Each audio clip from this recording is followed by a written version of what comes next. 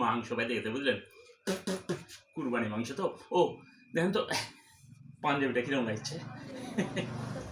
না ওই যে হয়েছে কি, ওই আমাদের পাড়ার মনে করেন যে এক বড় ভাই আছে, ওই ঢাকা শহরে থাকে, প্রচুর টাকার মালিক। ওই আসলে আর কি দাওয়াত টাওয়াত দেয়।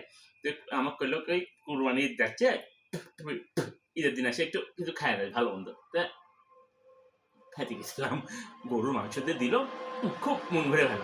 তো ওই আসার সময় বললো কি, শোন ওই তোর জন্য একটা পাঞ্জাবি রাখিছি, মানে গত বছর আমি কিনেছিলাম, ওই একদিন পড়েছি, তে তো দিতে চাই, দিলে দেন ভাই একটু পাঞ্জাবি দিবেন, দেন। এই পাঞ্জাবিটা দিচ্ছে, ভালো লাগছে না। মানে ঘটনা হচ্ছে যে আমরা তো ধরেন যে খানদানি গরিব, মনে করেন আমার বাপ ছিল গরিব, আমার দাদা ছিল গরিব, তার বাপ ছিল গরিব, তার বাপ ছিল গরিব, মানে পুরা বংশ পরম্পরায় গরিব, আমি নিজেও গরিব। তাই কেউ দাওয়াত দিলে নাও করতে পারি না, আবার ধরেন যে ভালো মন্দ খাইতে গেলে নাও করতে পারি না। তারপরে এরকম যদি পাঞ্জাবি টাঞ্জাবি দেয় ভালোই লাগে, খানদানি গরিব বলে কথা।